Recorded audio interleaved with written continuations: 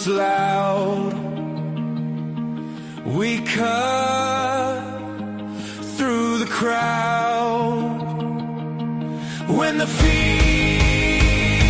runs wild, we keep it straight and style. Patriot Nation News, PNN, we bring it through. Patriot Nation News, what you need right now for you. Patriot Nation News, hear it loud, clean and true. PNN, PNN, Patriot Nation News.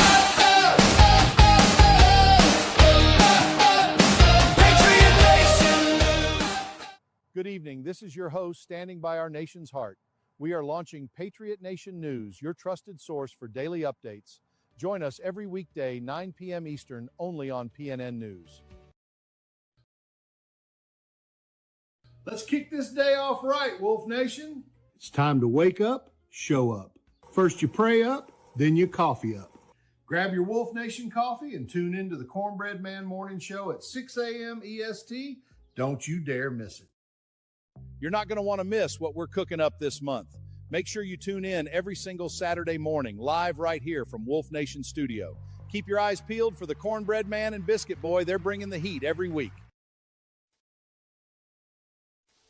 Stay low. Don't make a sound. He's getting closer. Are you kidding me? Right now? I hear someone up there. Come out with your hands up.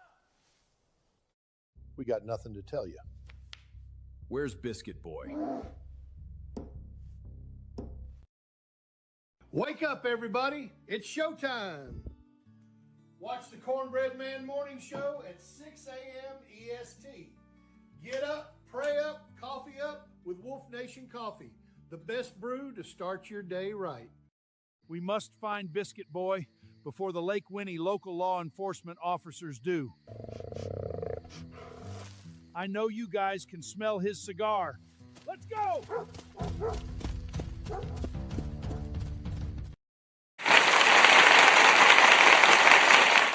All right, good evening, Dave in the AM, aka the Cornbread Man, PNN, Patriot Nation News. Happy Tuesday, May the 5th, and 9:03 Eastern Standard Time. So we hope you've had a wonderful day, and it has been a good day, and we appreciate everybody tuning in. We're going to talk about some news tonight that has broke during the day. I wanted to start off, though, tonight. I don't want to put my dress up there. But let me bend this down. You probably won't be able to see it, but I just want to show you, for those that don't know, my wife passed away the Sunday before, not this past Sunday, but the Sunday before. And, as should happen, this is from the elections and registration of my county, which is Catoosa in the state of Georgia. We hear all the horror stories of where they don't clean the rolls off. Well, this is the document. I'm expecting to read that, but basically, this is the document you get. This is the inform me that they have been informed that my wife passed away and that she has been removed from the voter roll. So in my county, in the state of Georgia, we got things going on in the right way. So that's what that is. You can see from the family of, and my wife's name there. And I should have probably put that with my address, but who cares? I don't care. Anyway. Shout out to the county on being doing that so quickly. She died on Sunday, the 26th. This was dated and sent out and arrived April 30th. So this came in very quickly. I've been meaning to show it, but shout out to the election officials, of which, our county does a great job, and I've been a part of that. We'll be a part of it again. I'm going to early vote, but I've been helping with the elections for the last several years. Due to the health of my wife, I have not been able to help the last couple of elections, special election and now the primaries. We will re-engage here in a few weeks and get back in the game. So I love it. I love helping. I love the process of. It's a lot of work. It's a labor of love. Love doing my part as a citizen of these United States. The only reason I went into it was to learn more and to help. And appreciate all those that are connected with. And this is not to bash any county in anywhere in the state of Georgia, but I live in Catoosa. So Catoosa, salute.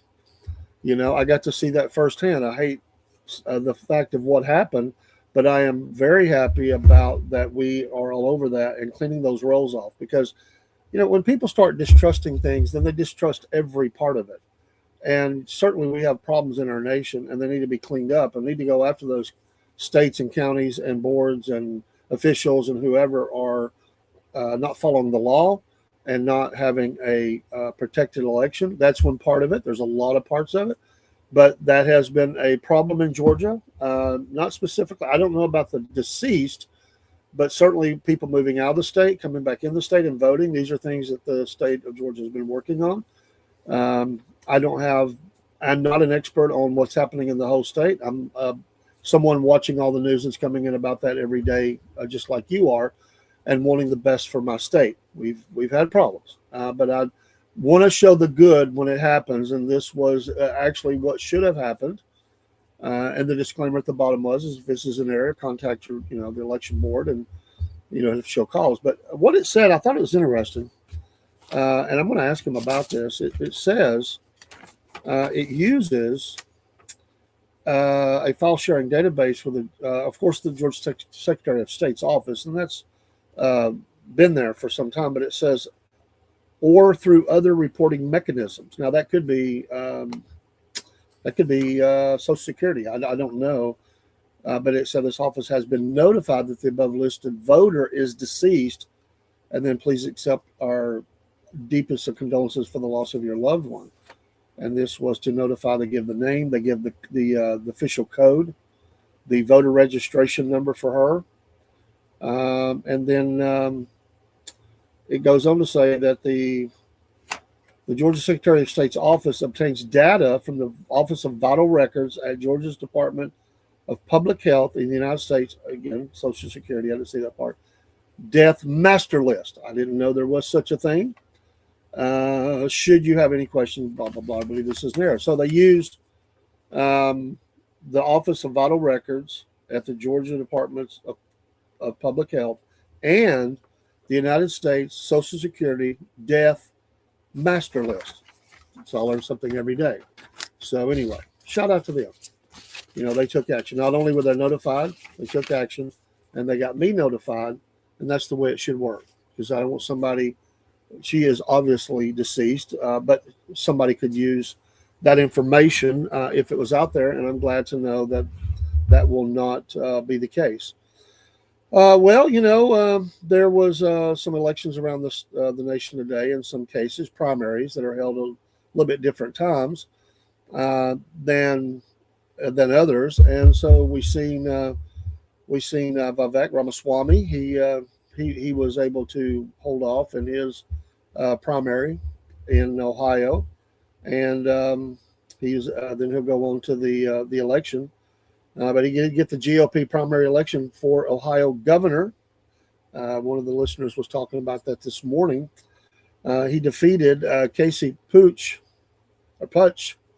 in the Republican gubernatorial primary election. Will now face off against Democrat Dr. Amy Action in November to fill the late-term limited Governor Mike DeWine's office, according to the Associated Press. Thank you, Cook. I did see that order come in. I got some of that Patriot Wolf Nation coffee today, the caramel, and I have not had that. If you could just save me a little bit, Cook, and I'd like to try that. I believe that Robert back in the day ordered some of that, and he loved it. I have not. I have tried about 15 blends of what we offer, but I was sitting there talking to Biscuit Boy of all things before the show, and was just talking to him pre-show about things, and all of a sudden it popped up. I said, hey, somebody just ordered some coffee. We thank you for all that support, the Wolf Nation. I need to order some more myself. Thank you, Cook, and a dear brother there. With 6% of the votes counted, Ramaswamy 40 received 85.8% of the vote to 14.2%. So a crush job now to go on to November. Last November, President Trump, the article goes on to say, officially endorsed Ramaswamy, also a former presidential candidate, as we know, as his choice for governor. He said this about him: I know Vivek well, competed against him, and he is something special. He is young, strong, and smart. Vivek is also a very good person who truly loves our country. Trump gushed at the time, emphasizing that he won Ohio's presidential elections 3 times. As your next governor, Vivek will fight tirelessly to grow the economy, cut taxes and regulations, and promote Made in the USA, champion American energy dominance, keep our now very secure border secure, stop migrant crime, strengthen our military/veterans, ensure law and order, advance election integrity, and protect our always under siege Second Amendment. Vivek Ramaswamy will be a great, and he put that in capital letters, governor of Ohio, and has my complete and total endorsement. He will never let you down, Trump wrote. And of course, he does a lot of his posting on True Social. So for those that were following that, Ramaswamy is a Cincinnati native. He has 3 children with his wife, a throat surgeon at Ohio State University, who had the honor of announcing her husband's victory at an election night party. She invited one of their sons to the microphone to exclaim "OH" or "Oh," I guess, to which the crowd replied "I-O." Quote, I believe we have a historic opportunity to lead Ohio not just to be the best state of the Midwest, because we are already the best in the Midwest. We have a historic opportunity to lead Ohio to be the top state in the country to raise a young family, to give our kids a world-class education, and to be the state where we revive this quaint idea that we call the American dream, Ramaswamy stated upon the news that he won. He is a Harvard University and Yale Law graduate. He began his career on Wall Street trading biotech stocks for the New York hedge fund, QVT. He founded Roivant Sciences in 2014 with the aim to improve the lives of patients by accelerating the development and commercialization of medicines that matter, according to the company's website. And of course, he left that company in 2020 to focus on writing his New York Times bestseller, Woke Inc. He later helped Tesla CEO Elon Musk found the Department of Government Efficiency, DOGE, as its co-head at the beginning of the second Trump administration. First agenda for the Ramaswamy as governor is to slash property taxes and phase out the state income tax. That will play well. I have some news on that as well in another state, a big company leaving a state for a tax-free state, I believe it is. Consistent with his work at DOGE, he plans to also cut government bloat so our government lives within its means, not yours. He wants Ohio to be the top state in the nation for children to receive a world-class education that prepares them for the real life. This includes raising academic standards, empowering parents with transparency and school choice, raising teachers' compensation, promoting healthy meals and physical education, and expanding career technical education. He has positioned himself as a law and order candidate, promising to enforce stricter bail and sentencing and back the blue. He has also endorsed individuals who have also endorsed Ramaswamy include Vice President J.D. Vance, late Turning Point USA founder Charlie Kirk, and incumbent Governor DeWine, Republican, Ohio. So there you go. Some news from those today. That was all over the news today. So also in the news today was a couple of messages from the administration, seemingly the same but a little different. First of all, the president says he is pausing the new Project Freedom and push to secure the Iran deal. We had seen a lot of talk about this. There was some escalation in hostilities related to UAE ships and maybe even British ships. And they have now said that Operation Epic Fury is over, that they're looking for a deal. You could read between the lines on this. This thing has went further than I think anybody wanted it to go. Without a ground invasion, I think they've about tapped into they put a lot of hurt on them economically with a blockade. They did escort some tankers and ships through the Strait of Hormuz. However, it's not enough. So many ships, little food, little water. This is costing a lot of people and nations money, including our own. and of course is affecting the energy sector in a great way. I think they're looking for the exit ramp off of this. I think they're not going to get a couple things they want. Well, one of them, the enriched uranium, to whatever degree it is, 60% or whatever. I think there's going to be ongoing discussion. I don't think they're going to be able to do that. And they're just looking for a deal on the straight, get things moving again with a military presence in the region in case they act up in a great way. I would think. Now, that's my guess. But I've said for a couple of weeks that they wanted this to wrap up really quickly. The midterms are, here. The primaries are going on. Politicians get antsy. Energy costs are rising. The inflation has been ticking up. And the full brunt of that cost, energy-wise, gasoline, whatever it may be, has not been felt. And we're already still stinging from high groceries, cost of groceries and other things, fertilizers, which comes from this region a lot. And so it's very, very important that they get this settled as quickly as possible, I would think. So yeah, I think that they're very interested in getting this stuff done as quickly as possible. So he says the Project Freedom is now paused. So we'll see. U.S. declares the offense over, but warns that force remains an option. Rubio warns Iran not to test Trump. I think that they want to get this behind them with some kind of deal, claim victory. I'm sure Iran can claim whatever they claim. They stood against the great Satan imperialists, whatever they want to say, and they will move on. I had said that I felt like Americans would stand, and the politicians themselves, at least on the Republican side, would stand strong as long as gasoline remained not too high. The U.S. average is now at least it says it's $4.50 a gallon. We're approaching $4 in my area. We're usually a little lower, and so the average price is $4.52 actually a gallon as of 5:20 p.m. Eastern Standard Time today. And so California is at $6.14 a gallon. The Californians might put up with that, but a lot of the nation will not. It's putting a pinch on a lot of people. And I said, when you start approaching $5 a gallon as an average in the nation, things would speed up. And I feel like that's what happened. Now there's some other news here talking about leaving states for tax-free. In Newsmax's website today, they have an announcement that Dell is leaving Delaware for Texas. $3 trillion quits state. Of course, Texas is one of those states that is tax-free, state tax, by the way, not national, although many would say we should be by the Constitution. But Dell Technologies is the latest major corporation to abandon Delaware as its legal home, marking another high-profile move in what analysts describe as a rapidly accelerating corporate exodus from the state. The company announced Monday that its board had unanimously approved a plan to redomesticate from Delaware to Texas.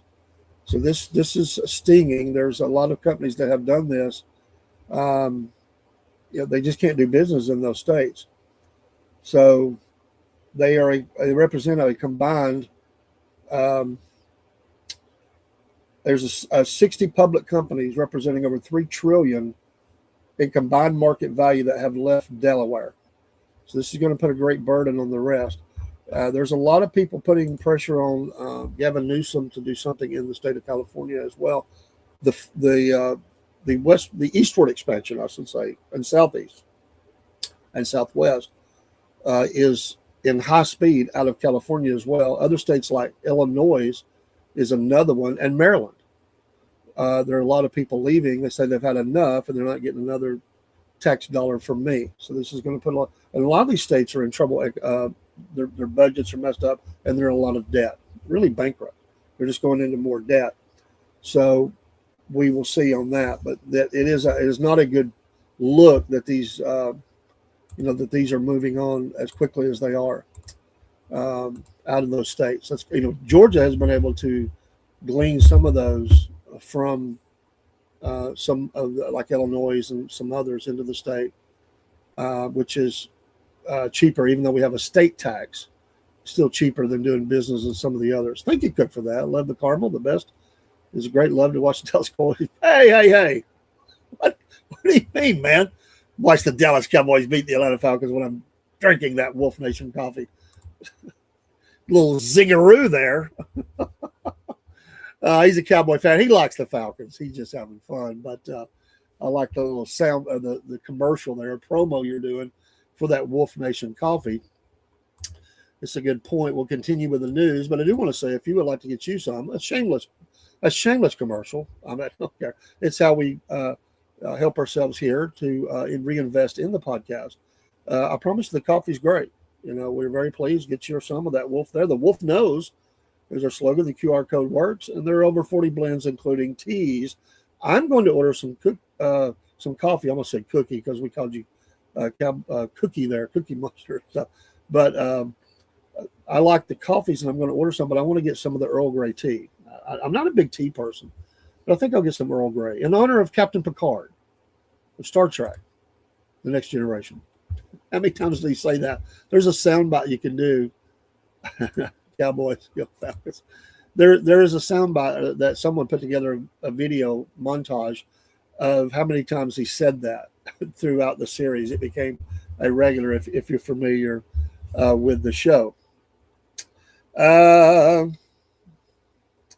Panicking Virginia lawmakers, or Democrats, from the Gateway Pundit, now think their gerrymandering will fail in court, triggering infighting.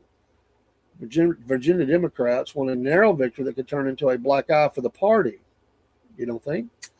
In a clip posted to the social media platform X, former Democratic strategist Dan Tarantine reported that leading Democrats in the Old Dominion believe their redistricting plan, approved by voters last month, will not survive in court. Quote, what I was told is that they now think it's less than 50% that the court will let the certification go through. Tarantine said in a clip posted on X, quote, the time they don't believe is on their side. He added moments later, and what apparently transpired over the weekend, as we know, the Supreme Court made a ruling on this, and this person would know they're in contact with people. I'm about to say is that the governor's staff is now snipping at the Senate Majority Leader and House Speaker that they warned them last fall this would not pass legal review. I don't think that many care right now that they don't pass the legal review. Tarantine made those comments on the Huddle podcast, which he co-hosts with journalist Rachel Bade. I hope I didn't butcher that too bad. And former White House Press Secretary Sean Spicer. In other words, Democratic Governor Abigail Spanberger's office doubted the legality of Democrats' redistricting plan, but Democrats in the General Assembly went forward with it anyway. Virginia's April 21 referendum took place despite serious judicial scrutiny. I just sort of tell you what your leaders are doing if you're a Democrat, that they don't care. Whatever. We're going to do it anyway. I'm not saying that it's always Democrats. We've certainly seen problems in other areas, but for the most part, we're seeing that. Earlier this year, for instance, a Tazewell County judge blocked the redistricting proposal, citing problems with procedure and language. The Virginia Supreme Court then permitted the referendum, but signaled that it likely would review the redistricting plan no matter the vote's outcome. Last month, more than 3 million Virginians went to the polls, buoyed by affluent voters in the Northern Virginia's Washington, D.C. suburbs, and the referendum passed by less than 100,000 votes. If allowed to stand, the redistricting plan would give Virginia Democrats a 10-1 edge in the state's U.S. House delegation. That advantage currently stands at 6-5. Courts, however, have not viewed the plan favorably. For instance, the same Tazewell County judge immediately ruled the referendum's votes ineffective. Then the Virginia Supreme Court denied the Democrats' urgent request to stay the lower court's injunction against certification. The drama in Virginia has unfolded against the backdrop of a nationwide battle over redistricting ahead of the 2026 midterms on Wednesday. And of course, the Supreme Court invalidated the practice of racial gerrymandering by 6-3 majority. So, we have seen other states such as Alabama and a couple of others that said Louisiana, that they're going to halt right now and get this taken care of before voting. There is a push in Georgia for that to happen. The Governor Kemp, who is also term limited and will be there'll be a new governor in Georgia. He has said he is not going to allow that to be redrawn before the voting. So it's an ongoing battle in many, many states, and we will see where that goes. But this is a big deal. It's a very big deal, and we will see. Also, let me find. I wanted to talk just for a minute about. Hold on, just a minute. Let's see here. Also in Ohio, Representative Macy Kaptur, Democrat of Ohio, and former state rep Derek Marin are projected to win their prospective primaries. You know, Ohio is always a key state. On Tuesday, setting up a rematch in November after the longest-serving woman in Congress narrowly defeated Marin in 24. Kaptur, who represents Ohio's 9th congressional district since 1983, ran unopposed, while Marin defeated a crowded Republican primary field to secure the nomination. So a little bit more news from Ohio on this. Let's see here. We already looked at that. That was from this morning, and I wanted to a little bit different story. Moving away from politics just for a minute. FBI Director Kash Patel calls out Nancy Guthrie's the sheriff over that case, over handling of DNA. We would have analyzed it within days. The FBI director blasted the Arizona sheriff leading the fruitless investigation into Nancy Guthrie's kidnapping for bungling DNA evidence. This is interesting. You have this high level taking the task over the handling of this and shutting the federal agency out of the high-profile probe. Patel called out embattled Pima County Sheriff Chris Nanos for sidelining the FBI after the 84-year-old vanished from her Tucson home, claiming he waved off a bevy of federal agents and snubbed an offer to rush DNA to Quantico, blunders the Bureau boss said caused critical time early in the investigation. Quote, for 4 days, we were kept out of the investigation, he told Fox News' Sean Hannity on Hangout with Sean Hannity, adding that the FBI raced to assist in the case under state and local jurisdiction. I launched hundreds of agents and intel staff to Phoenix and Tucson just for this case, just to be on standby, just to do the canvassing. And he said, we'll take the DNA. And again, it's a state and local matter. So if it's their call and word to send the DNA, we have Quantico, the best lab in the world. That whole sentence or that quotation there, I launched hundreds of agents and intel staff to Phoenix and Tucson. I would want the lady found, but I'm surprised that they sent hundreds of agents for this case. I know it has a high profile attachment, but how many people are kidnapped in the nation every day and nobody knows where they're at? Again, it's all who you know, right? Or who's connected. I'm not sure about that. Let's see here. Here's the other one I wanted. Ilhan Omar has failed to comply with the demand from the Minnesota officials over Feeding Our Future scam. Here's what happened next. An article in The Blaze. Republicans believe Omar may be linked to the massive Feeding Our Culture fraud scam. Posting today by Carlos Garcia, Democratic Representative Ilhan Omar of Minnesota did not meet the deadline by Minnesota State Committee to produce documents related to its investigation into the, quote, Feeding Our Future, end quote, fraud scandal. The House Fraud Prevention and State Agency Oversight Committee of Minnesota took a vote on Tuesday to subpoena the Congresswoman, but it failed by falling short by just one vote. This is one of dozens, if not hundreds, of things we are investigating. We have had hundreds of whistleblower reports. They continue to come in weekly. Minnesota State Rep Kristen Robbins, a Republican member of the committee, excoriated Omar in comments to Fox News. Quote, it shows her continued disdain for the taxpayer, she said. She feels like she's above having to answer for her involvement in the fraud and her responsibility as a member of Congress who passed the bill that took the guardrails off the school nutrition program that led to the conditions that enabled feeding our future.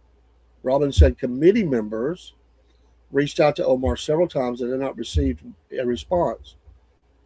Could we just not have is there some way we could have like the film crew in tow, like happened to a lot of Republican leaders, that we could see her coming out in handcuffs in the middle of the night? Broski Bear asked, what are my thoughts on Pete Hegseth and the job he's done so far? There's a lot of people critical of Pete. He did go into it not with the level of experience, Broski, that others had, although that experience had also resulted in massive failure. So I don't know that paid off. I do think that he has. I mean, listen, all of them in the cabinet, they do at the bidding of the president. So some of them have done good, some of them have done horrible, some have done fair, some have done, I think, really good. Pete's on that side of it. He may have in a couple of instances misstepped a little bit, but he has produced. And I would say the problem for the president is that many of his cabinet members have not produced. They've been very slow. He has criticized them as well. We've saw some terminations. Now, some would say, some are mad. They're thinking that Trump gets mad. He tells Pete, fire another general. Fair enough. But again, there have been people there that let our military get in such shape. I see it as maybe cleaning up the house a little bit. He certainly has resonated with the soldiers. We do feel stronger as a nation militarily, and we feel like we're getting things straightened out. Nobody wanted war or conflict, but I think he's done a pretty fair job, to be honest. He certainly, at this time in his service to the nation, absolutely trounces anything Lloyd Austin ever did, who disappeared without even letting his bosses know that he was gone. So we have definitely turned way away from what previous, Secretary of War, as it's called now, have done. And we are living in some interesting times where there are dangers. So there's work to do. So that's a fair question. I would give him a passing grade. Some would say, everybody has an opinion, just like we all do. I would say that he's in the A, the A area. Was it A plus? Maybe not. I don't know. Some would give him that. Some would say less.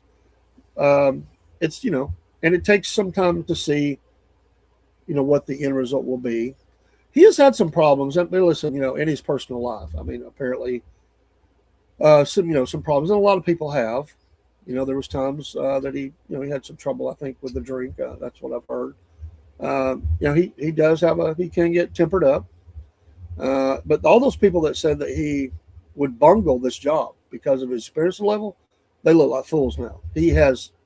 Him and other entities have worked closely together to pull off some very extremely high level and dangerous missions almost without a fault. And that's hard to do.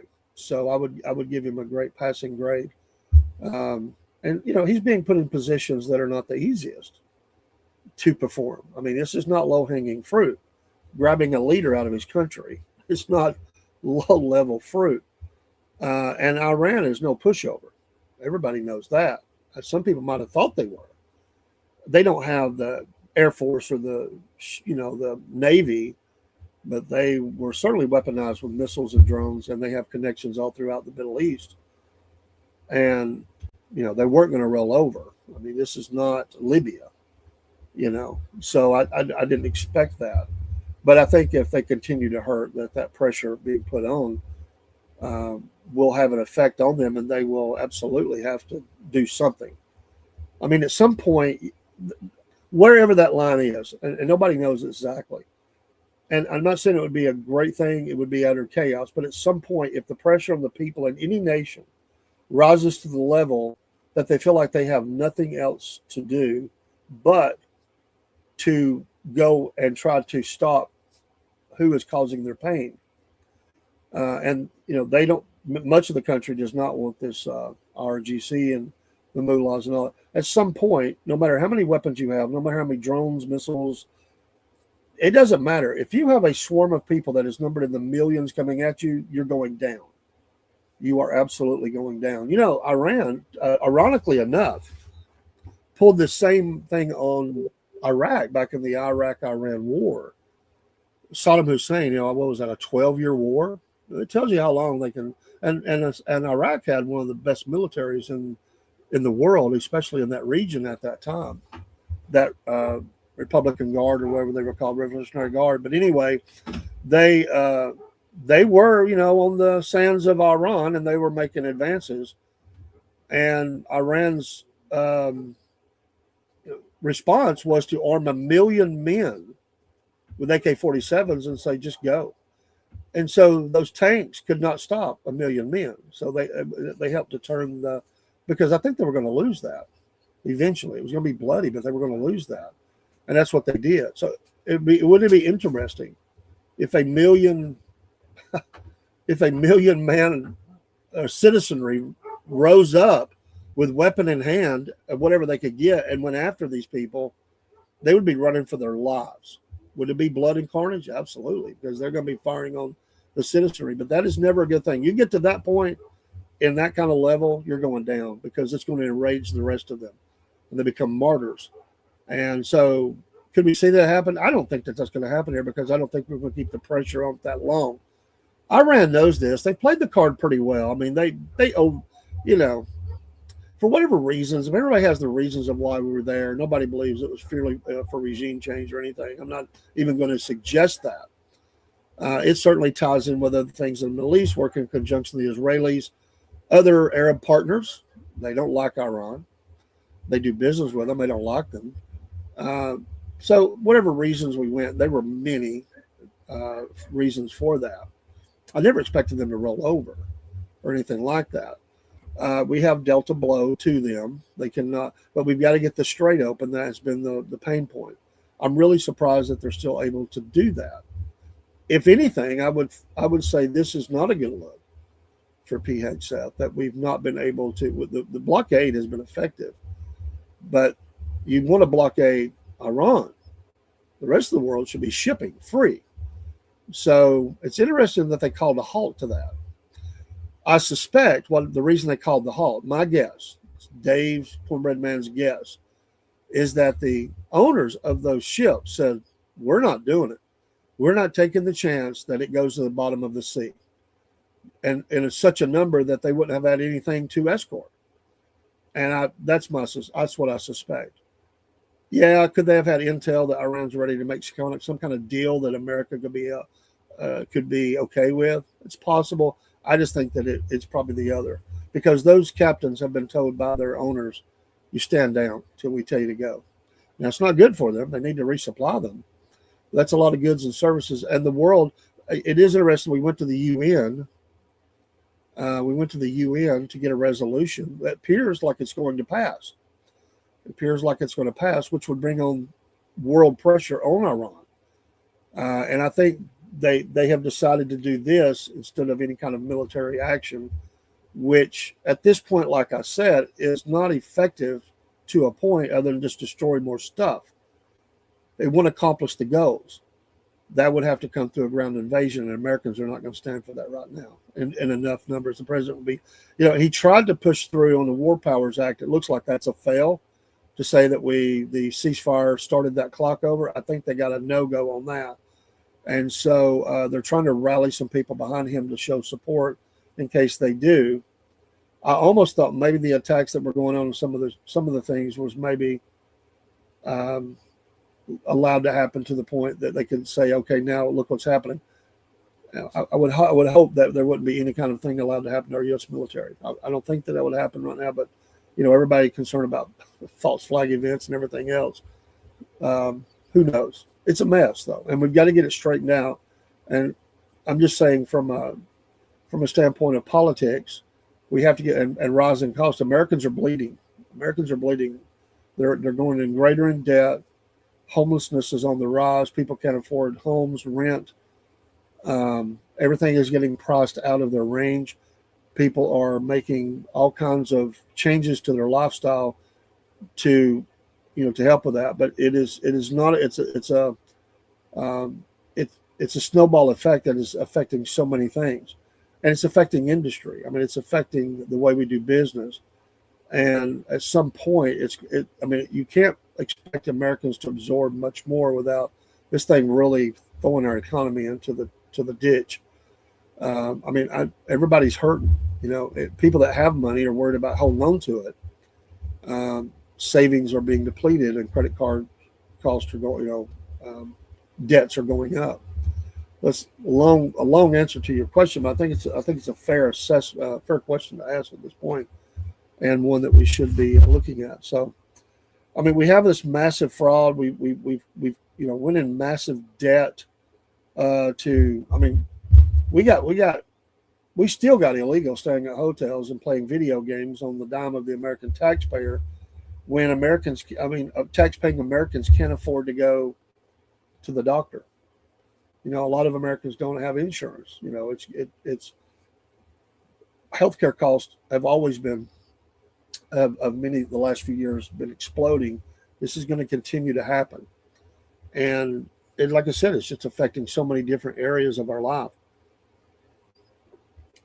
And Americans are going to get sick of it.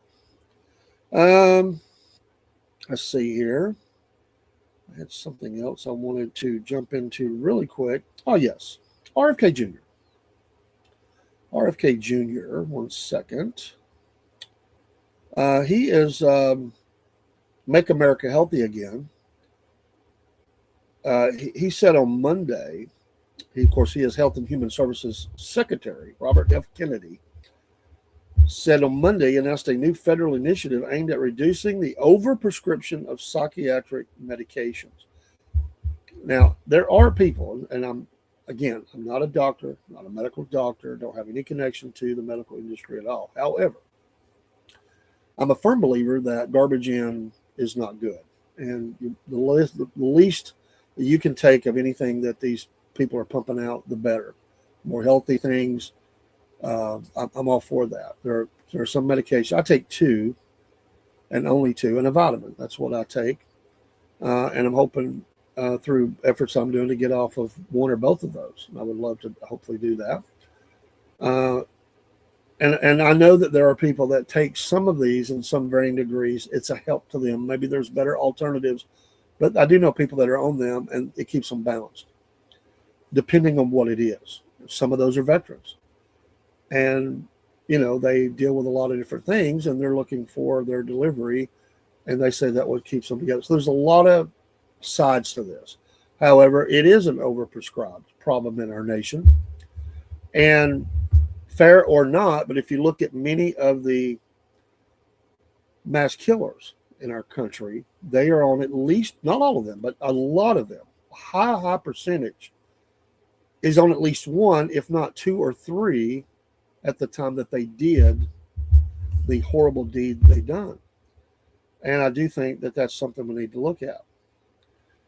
The effort unveiled during a Make America Healthy Again Institute Summit on mental health and over-medicalization will focus on what Kennedy described as a more cautious and transparent approach to psychiatric treatment. Kennedy said during his address, "Today we take clear and decisive action to confront our nation's mental health crisis by addressing the overuse of psychiatric medications, especially among children. The United States does not just face a mental health crisis. We face a dependency crisis driven by over-medicalization. 1 in 10 American adults takes an antidepressant. Or 6, I think that meant to say, 1 out of 10. Wow. I think they miss, sometimes journalism is not where it needs to be today. I think that's 1 in 6 American adults take an antidepressant. 1 in 10 children are on prescription medication for their mental health. Think about that. 1 in every 10 children are on prescription medication for their mental health. That's astounding. Think of how many children we're talking about.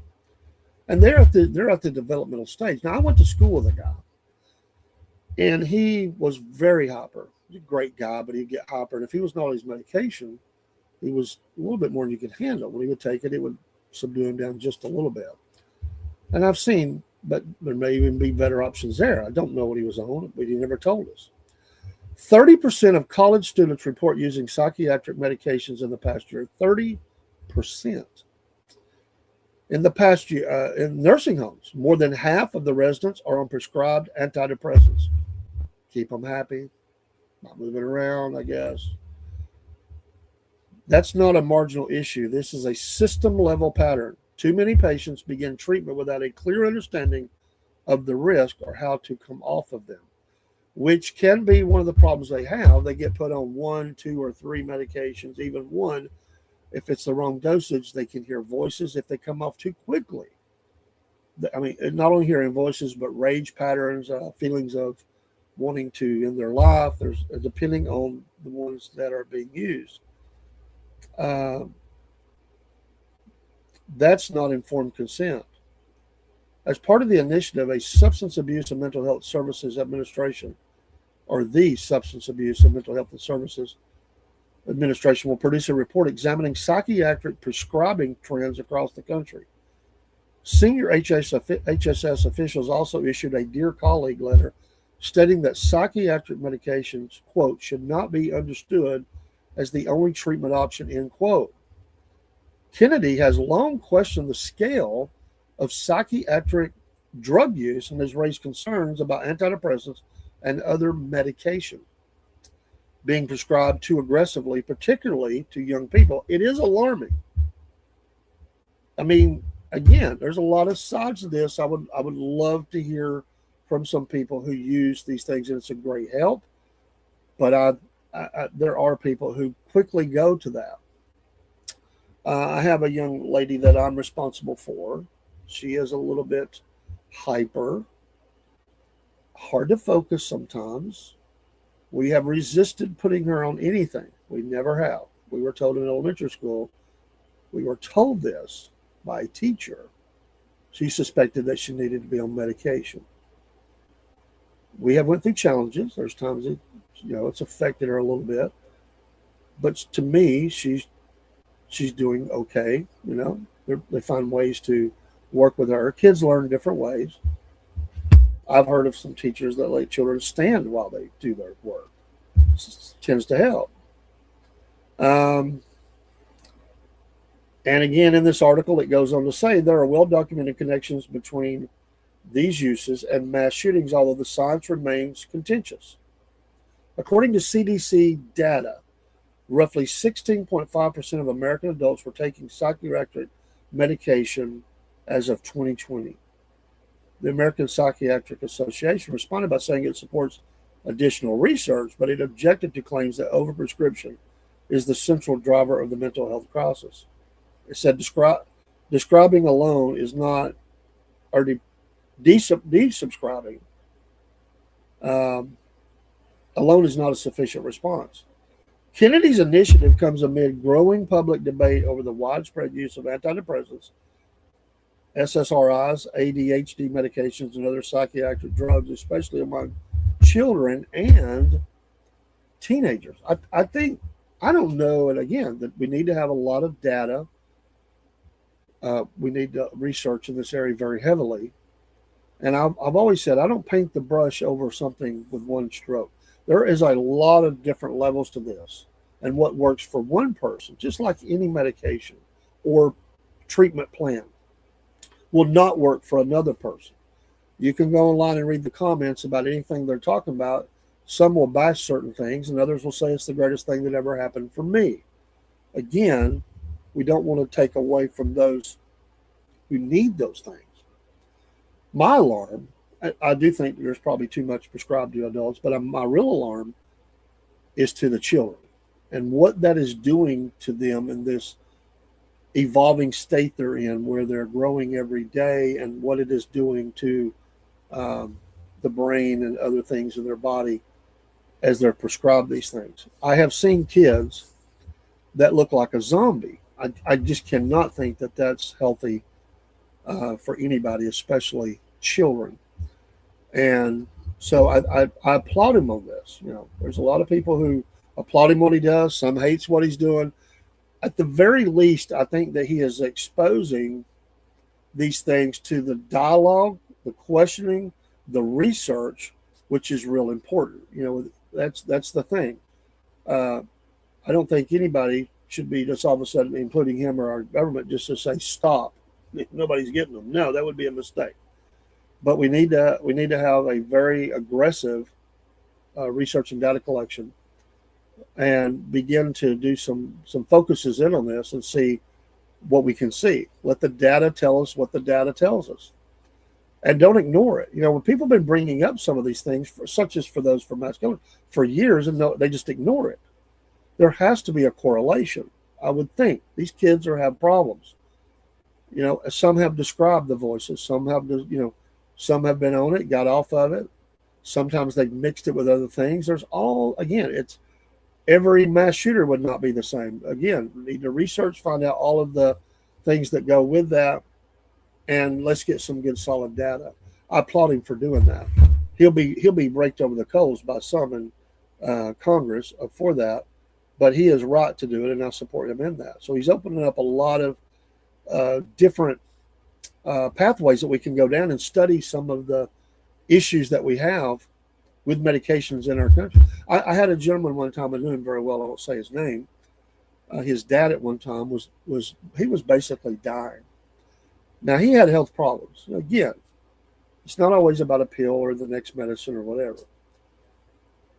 He had been in his life a miner, so he had black lung, he had problems.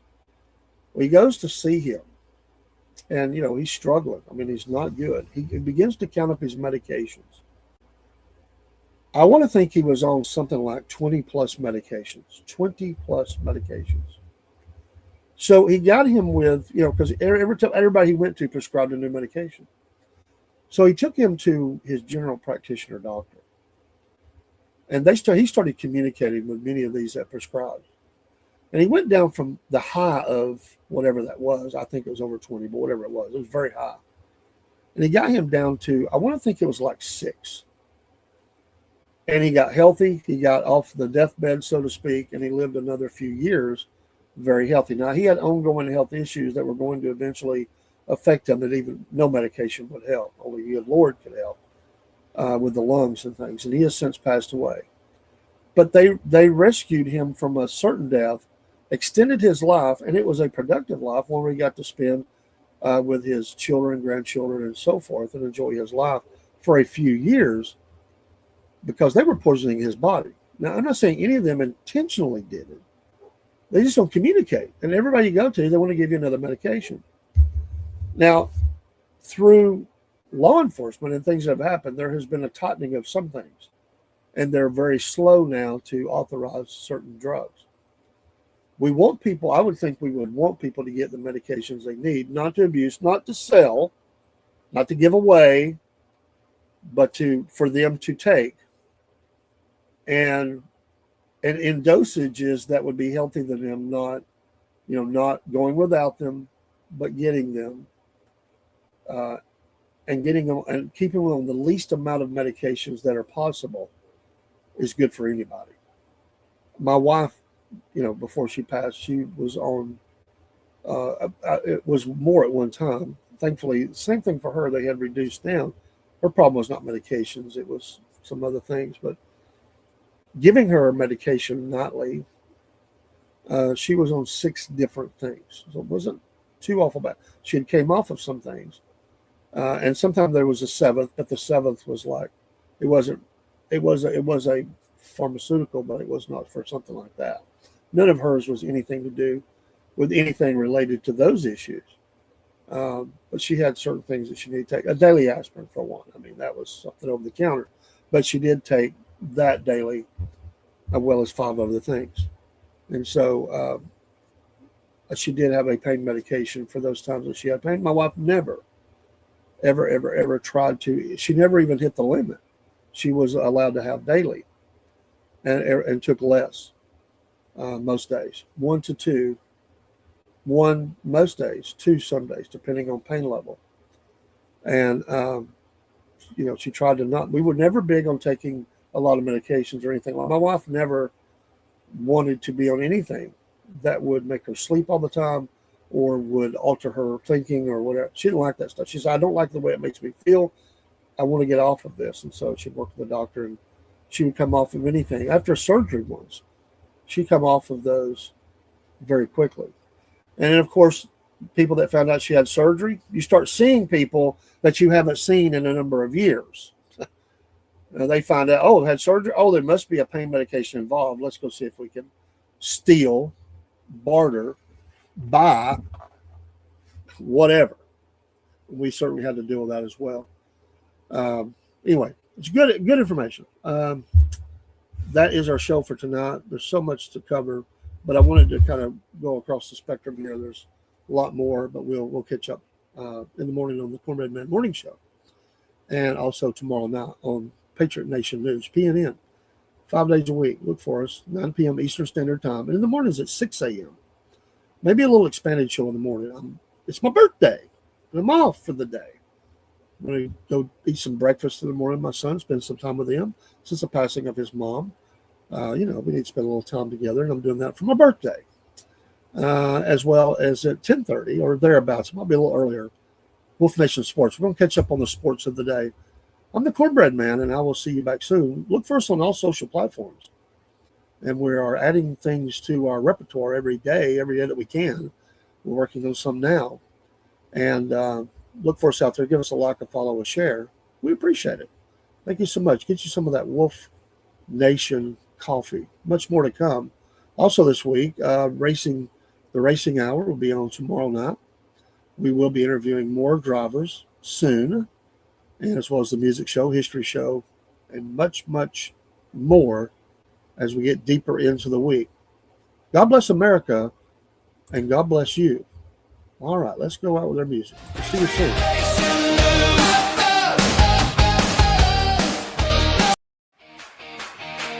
Patriot Nation News. PNN. Patriot Nation News. PNN.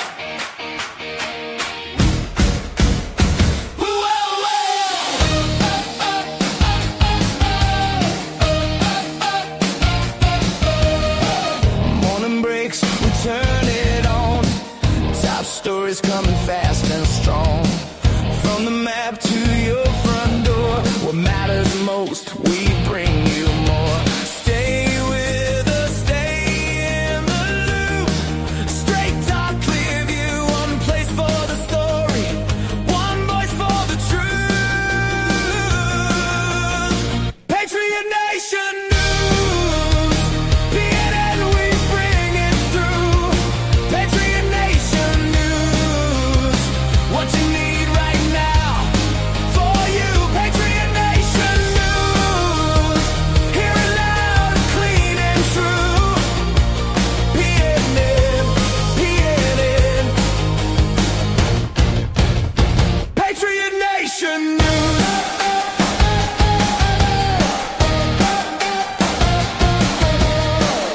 Voices rise, the facts roll in. Every angle, every win. City halls and highway miles. Real lives, real news, real time. Stay with us, stay in the loop. Straight talk, clear view, one place for the story, one voice for the truth. Patriot Nation News, PNN, we bring it through.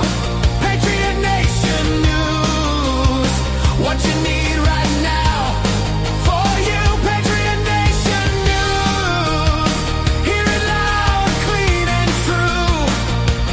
PNN, PNN, Patriot Nation News.